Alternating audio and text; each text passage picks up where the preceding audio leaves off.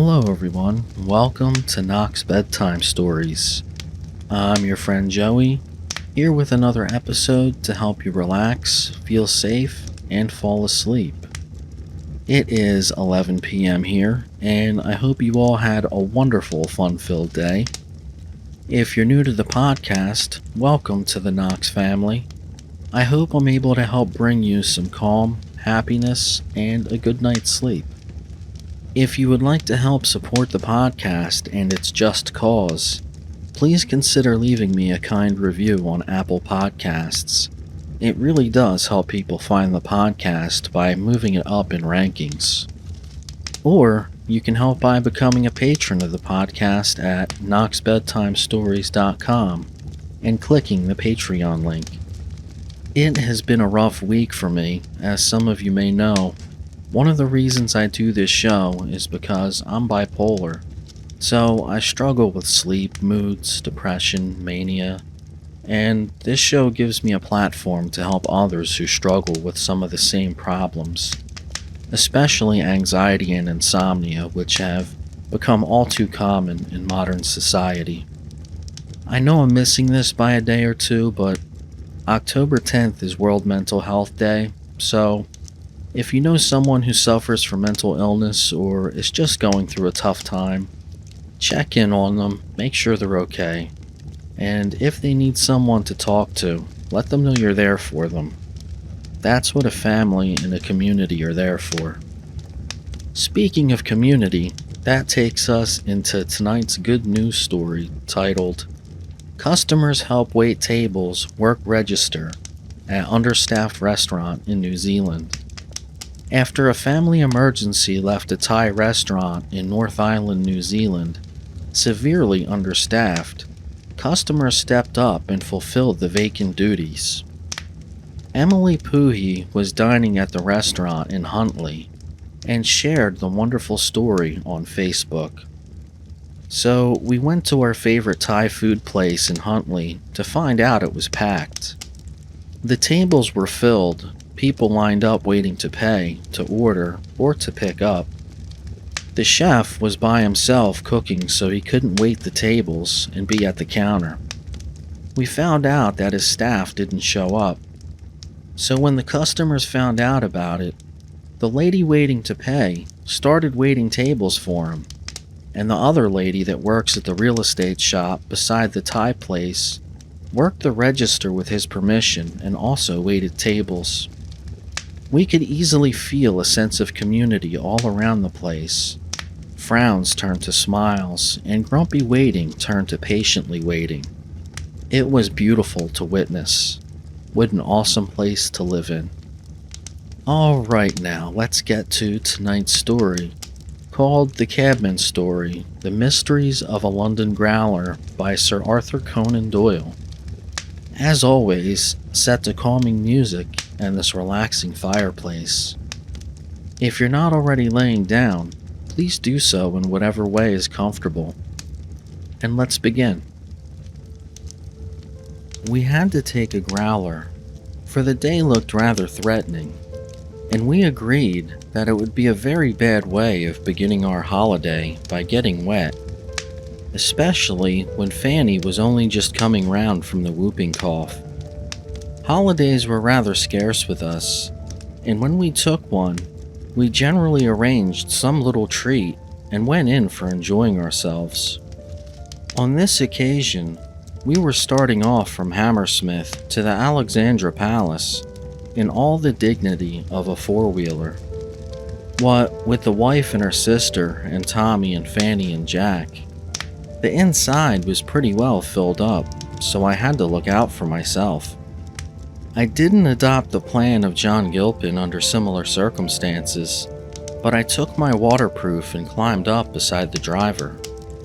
This driver was a knowing-looking old veteran, with a weather-beaten face and white side whiskers. It has always seemed to me that a London cabman is about the shrewdest of the human race, but this specimen struck me as looking like the shrewdest of the cabmen. I tried to draw him out a bit as we jogged along, for I am always fond of a chat. But he was a bit rusty until I oiled his tongue with a glass of gin when we got as far as the Green Anchor. Then he rattled away quickly enough, and some of what he said was worth trying to put down in black and white. "Wouldn't a hansom pay me better?" he said, in answer to a question of mine. "Why, of course it would. But look at the position. A four-wheeler's a respectable conveyance, and the driver of it's a respectable man. But you can't say that of a rattling, splashing hansom. Any boy would do for that job.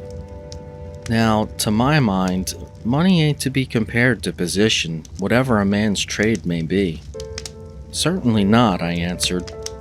"Besides, I've saved my little penny, and I'm got too old to change my ways. I've begun on a growler, and I'll end on one. If you'll believe me, sir, I've been on the streets for 47 years. "That's a long time," I said. "Well, it's long for our trade," he replied. "You see, there ain't no other in the world that takes the steam out of a man so quickly, what with wet and cold and late hours, and maybe no hours at all. There's few that lasts at it as long as I have." "You must have seen a great deal of the world during that time," I remarked. "There are few men who can have greater opportunities of seeing life." "The world," he grunted, flicking up the horse with his whip. "I've seen enough of it to be well nigh sick of it. As to life, if you'd have said death, you'd have been nearer the mark." "Death?" I ejaculated. "Yes, death," he said. "Why, bless your soul, sir, if I was to write down all I've seen since I've been in the trade, there's not a man in London would believe me, unless maybe some of the other cabbies. I tell ye, I took a dead man for a fare once, and drove about with him nigh half the night. Oh, you needn't look shocked, sir, for this wasn't the cab, no, nor the last one I had neither." "How did it happen?" I asked, feeling glad in spite of his assurance that Matilda had not heard of the episode. "Well, it's an old story now," said the driver, putting a small piece of very black tobacco into the corner of his mouth. "I dare say it's 20-odd years since it happened, but it's not the kind of thing as slips out of a man's memory. It was very late one night, and I was working my hardest to pick up something good, for I'd made a poor day's work of it. The theaters had all come out, and though I kept up and down the Strand till nigh 1 o'clock, I got nothing but one 18-penny job. I was thinking of giving it up and going home, when it struck me that I might as well make a bit of a circuit and see if I couldn't drop across something. Pretty soon, I gave a gentleman a lift as far as the Oxford Road, and then I drove through St. John's Wood on my way home. By that time, it would be about 1:30, and the streets were quite quiet and deserted, for the night was cloudy and it was beginning to rain. I was putting on the pace as well as my tired beast would go, for we both wanted to get back to our suppers, when I heard a woman's voice hail me out of the side street. I turned back, and there, in about the darkest part of the road, was standing two ladies, real ladies, mind you, for it would take a deal of darkness before I would mistake one for the other. One was elderly and stoutish, the other was young and had a veil over her face. Between them, there was a man in evening dress, whom they were supporting on each side, while his back was propped up against a lamppost. He seemed beyond taking care of himself altogether, for his head was sunk down on his chest, and he'd have fallen if they hadn't held him. "Cabman," said the stout lady, with a very shaky voice, "I wish you would help us in this painful business." Those were her very identical words. "Certainly, Mum," I says, for I saw my way to a good thing. "What can I do for the young lady and yourself?" I mentioned the other in order to console her like, for she was sobbing behind her veil something pitiful. "The fact is, Cabman," she answers, "this gentleman is my daughter's husband. They have only just been married, and we are visiting at a friend's house near here.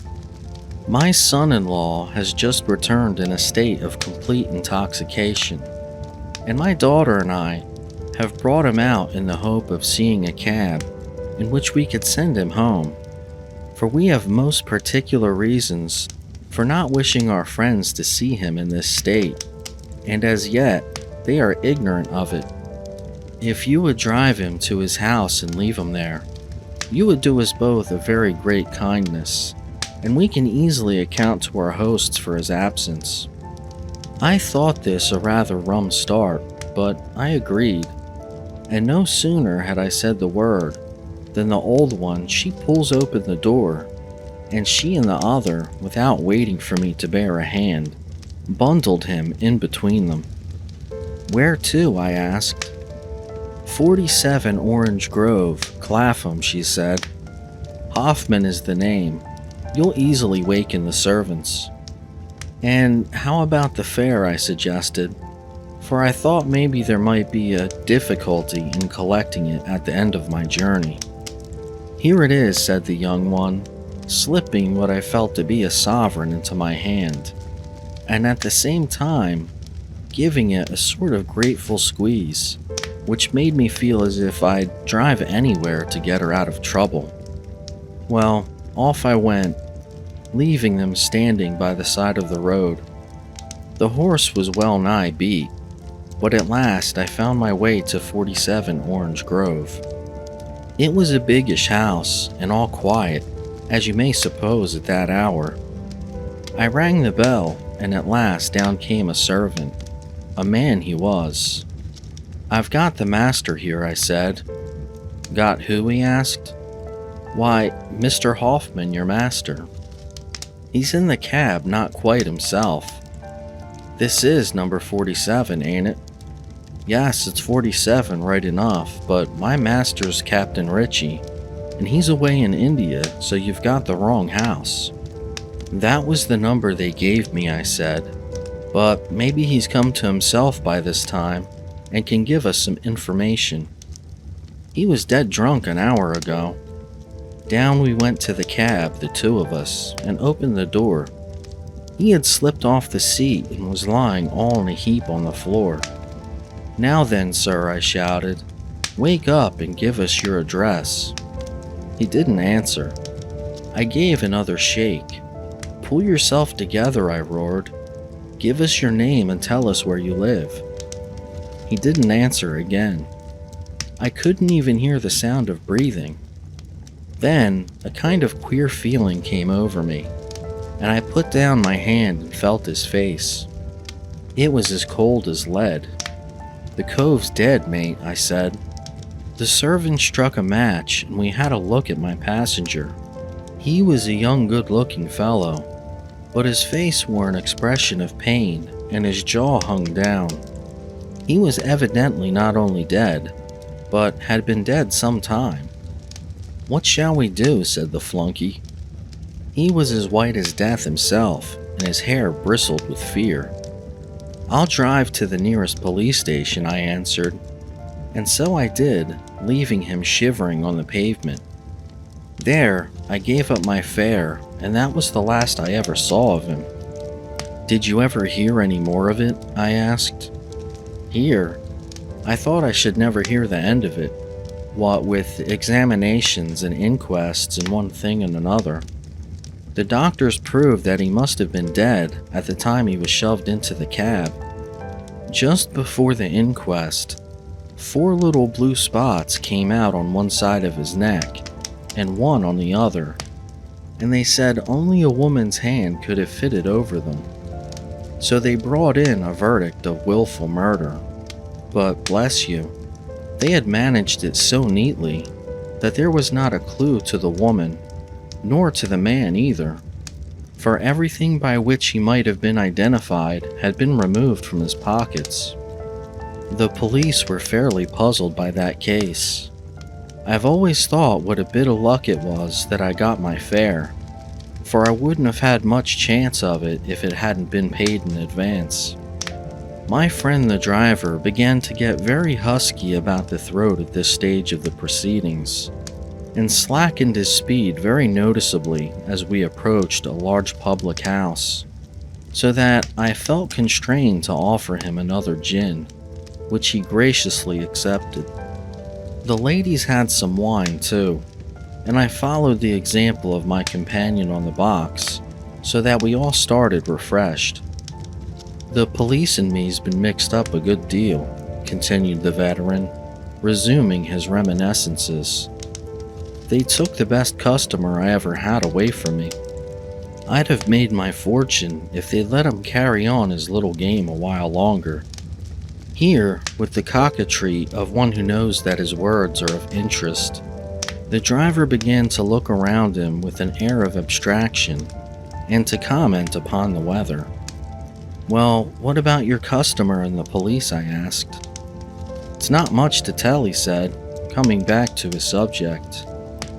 "One morning, I was driving across Vauxhall Bridge when I was hailed by a crooked old man with a pair of spectacles on, who was standing at the Middlesex end with a big leather bag in his hand.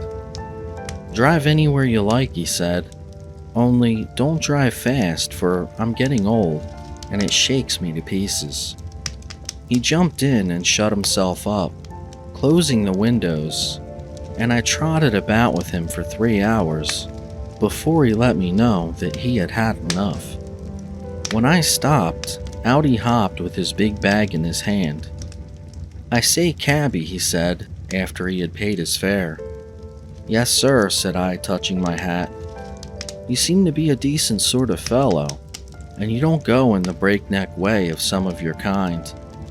I don't mind giving you the same job every day. The doctors recommend gentle exercise of the sort, and you may as well drive me as another. Just pick me up at the same place tomorrow.' Well, to make a long story short, I used to find the little man in his place every morning, always with his black bag, and for nigh onto 4 months, never a day passed without his having his 3 hours drive, and paying his fare like a man at the end of it. I shifted into new quarters on the strength of it, and was able to buy a new set of harness. I don't say as I altogether swallowed the story of the doctors having recommended him on a hot day to go about in a growler with both windows up. However, it's a bad thing in this world to be too knowing, so though I own I felt a bit curious at times, I never put myself out of the way to find out what the little game was. One day, I was driving Tap to my usual place of dropping him, for by this time we had got into the way of going a regular beat every morning, when I saw a policeman waiting, with a perky sort of look about him, as if he had some job on hand. When the cab stopped, out jumped the little man with his bag right into the arms of the bobby. 'I arrest you, John Malone,' says the policeman. 'On what charge?' he answers as cool as a turnip. 'On the charge of forging Bank of England notes,' says the bobby. 'Oh, then the game is up,' he cries, and with that, he pulls off his spectacles and his wig and whiskers, and there he was, as smart a young fellow as you'd wish to see. 'Goodbye, cabby,' he cried as they let him off, and that was the last time I saw him, marching along between 2 of them, and another behind with the bag." "And why did he take a cab?" I asked, much interested. "Well, you see, he had all his plant for making the notes in that bag. If he were to lock himself up in his lodging several hours a day, it would soon set people wondering, to say nothing of the chance of eyes at the window or keyhole. Again, you see, if he took a house all on his own hook, without a servant nor anyone, it would look queer. So he made up his mind as the best way of working it was to carry it on in a closed cab, and I don't know that he wasn't right. He was known to the police, however, and that was how they spotted him. Drat that van. It was as near as a touch to my off wheel.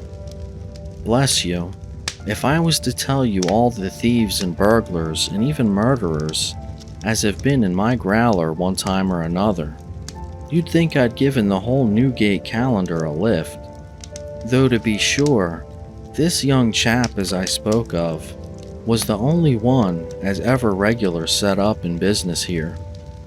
There was one though, I reckon, to be the worst than all the others put together, if he was what I think him to be. It's often laid heavy on my mind that I didn't have that chap collared before it was too late, for I might have saved some mischief. It was about 10 years ago. I never was a good hand for dates. That I picked up a stout-built sailor, sort of fellow, with a reddish mustache, who wanted to be taken down to the docks. After this chap, as I told you of, had taken such liberties with the premises,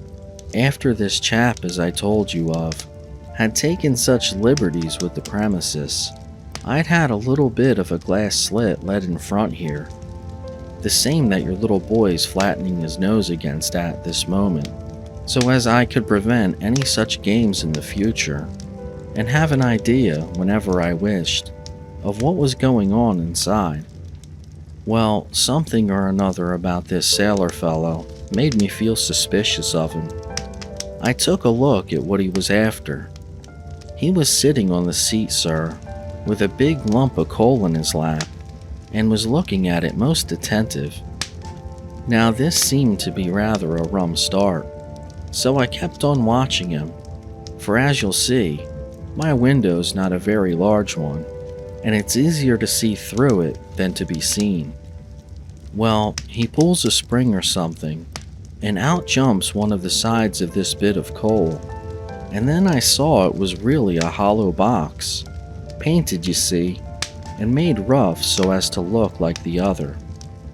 I couldn't make head or tail of it anyhow, and indeed, I'd pretty near forgot all about it when there came news of the explosion at Bremerhaven, and people began to talk about coal torpedoes.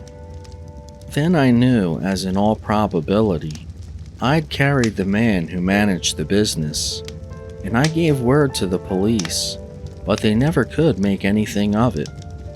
You know what a coal torpedo is, don't you? Well, you see, a cove insures his ship for more than its value, and then off he goes and makes a box like a bit of coal, and fills it chock full with dynamite or some other cowardly stuff of the sort.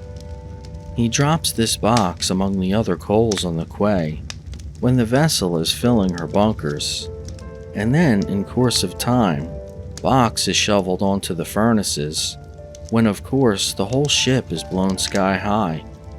They say there's many a good ship gone to the bottom like that. You've certainly had some queer experiences, I said. Why, bless you, remarked the driver. I've hardly got fairly started yet, and here we are at the Alexandria. I could tell you many another story as strange as these, and true, mind you, true as gospel. If ever your missus looks in need of a breath of fresh air, you send round for me, Copper Street, number 94, and I'll give her a turn into the country, and if you'll come up beside me on the box, I'll tell you a good deal that may surprise you. But there's your little lad a-hollering to you like mad, and the wife wants to get out, and the other one's a-tapping at the window with a parasol. Take care how you get down, sir. That's right. Don't forget, number 94. Good day, missus. Good day, sir. And the growler rumbled heavily away until I lost sight both of it and its communicative driver among the crowd of holiday makers who thronged the road which led to the palace. Thank you all for listening. If you enjoyed the podcast and found it helpful, please leave me a kind review on Apple Podcasts. It improves the show's rankings and helps others find it. You can also help by supporting the podcast via Patreon at noxbedtimestories.com and clicking on the Patreon link, or